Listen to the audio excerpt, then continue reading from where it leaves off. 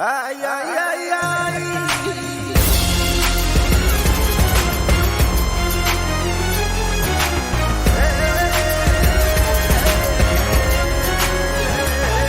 Hey everybody, I'm Xerix, and today I had a very special video I wanted to bring you all. I wanted to go over how I achieved C1 in RTA with my 1-year-old account. And as you can see here, I've been playing for 417 days, so it's not exactly 1 year. However, last season I also got into C1, I just didn't maintain it until the end of the season. As you can see, at this point we're in it again, and it doesn't feel like as much of a struggle to reach it anymore. Now the first topic I wanted to address is Monster Box. I actually think that the variety of monsters that you have is actually really overrated. You see, over a year of playing, I accumulated a strange amalgamation of things. But obviously I'm not using all of them, and well, I'm not even using Shiho, if you can see this. Proof is, in here I have plenty of Nat 5s and such, plenty of monsters that I just don't build for RTA because they don't work with my strategy. And that's a nice segue to my next point. I think that the monsters that you accumulate, especially Nat 5, since they're more exclusive and it's not a given that you'll get them, is that you need to find monsters that work together to form a coherent strategy. For me, that's turn to Cleave. I am a really big fan of my Beth, and recently I also pulled a Rocky, which also helps with pulling off the strategy.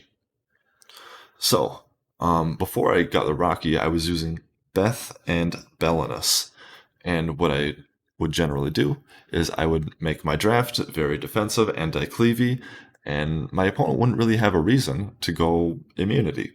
So oftentimes I'd slot in the last two picks as Beth and Belinus, and I would get turn 2, and I would have the protection to be able to survive until that point, and then I would go in and try to AoE defense break, and anything that wasn't, dealt with just then and there, I'd be able to pick off with my supports who are also built on crit damage. Nowadays, it's very similar with Rocky. However, I have another really good option for an arena lead, because unlike Belinus, Rocky has a 44% attack lead in arena, so the more efficiency towards your strategy you can get out of a single monster, the more likely you are drafted in RTA.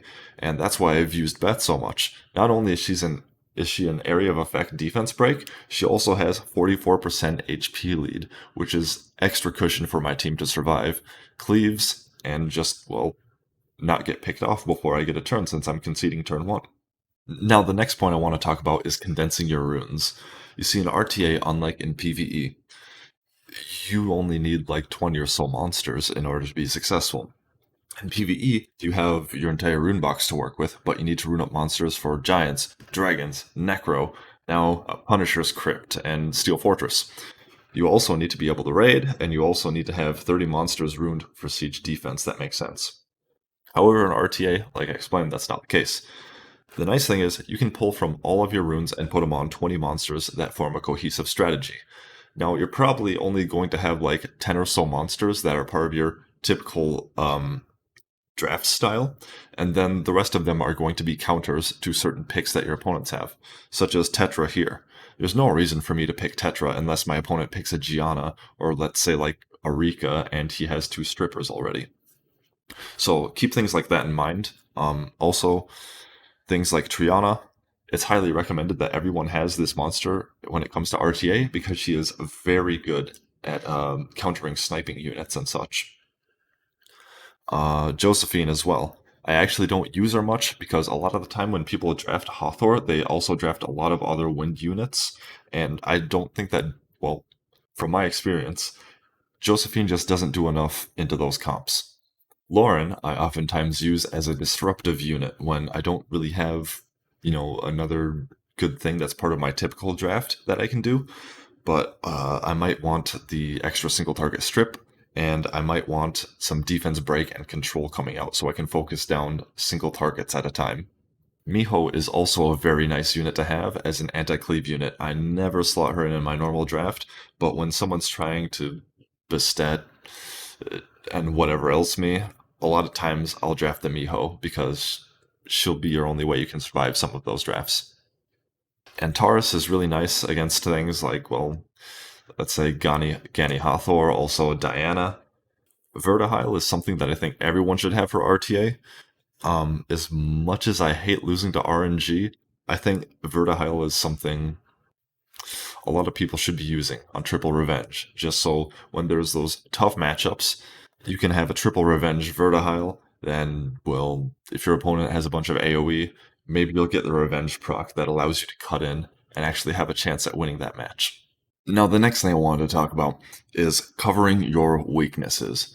Now, regardless of what kind of strategy you go with in RTA, you're going to have weak spots or certain monsters that your opponents can draft that are really going to throw you for a loop and give you a rough time, and you're probably just going to lose to. Which is why you need those loopholes, those monsters that can give you a chance in that match, which kind of ties into my previous point, which is like ruining up things like Verd or Antares or Miho or Lauren that you might not normally fit into your draft, but in response to certain picks, you might have to adjust and slot in those monsters. Now, obviously, from my perspective, I play turn 2 Cleave, and it doesn't make a lot of sense to run something like Triana or Tyrannus in a turn 2 Cleave comp. However, in a turn 2 Cleave comp, I found that you need a lot of protection in order to make sure that your combo goes off and your key units are able to move, get their turns, and use their skills. Someone like Tyrannus can give me some, well, more game in a longer game. He also doesn't entice my opponent to pick immunity early in the draft. Same goes with Triana. It gives me some more options for recovery, especially if someone else picks Fran. I need a second healer, I need a second cleanser, and Triana fills all of those voids at the same time. The next thing I want to talk about is flexibility, which draws from a lot of the information I shared in my previous points, which is why I saved it for now. Now, turn 2 Cleave monsters, from my perspective, we have to be pretty tanky. We have to be able to take a hit so we can dish one out when we finally get a turn because we concede turn 1. That lends itself to me drafting a tankier playstyle, something more bruiserish, which the other units I've used to complement my core draft do quite well.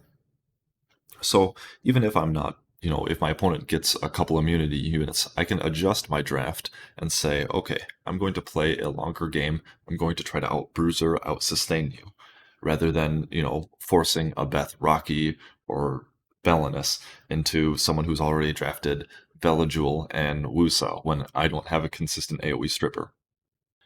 Now, I made this video all in one day, so I know for a fact there has to be at least a couple points that I missed out on.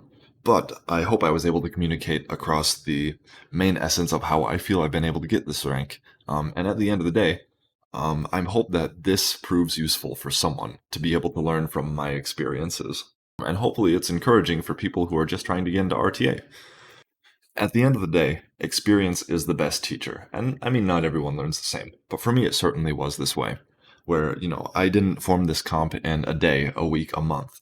This was at least I know for a fact it's been over half a year that I've been doing RTA and just having fun with it because it's a game, and at the end of the day, I just want to enjoy what I'm doing here. If you've made it this far, I really appreciate it. Thanks for checking out my video, and if you're looking for more Xerix goodness, you can follow me on Twitch. Links in the description as always. Don't forget to like this video if you found it helpful, leave a comment if you have questions, and maybe even consider subscribing if you appreciate the kind of content I make. Anyways, that's all for now. Until next time, take care everybody.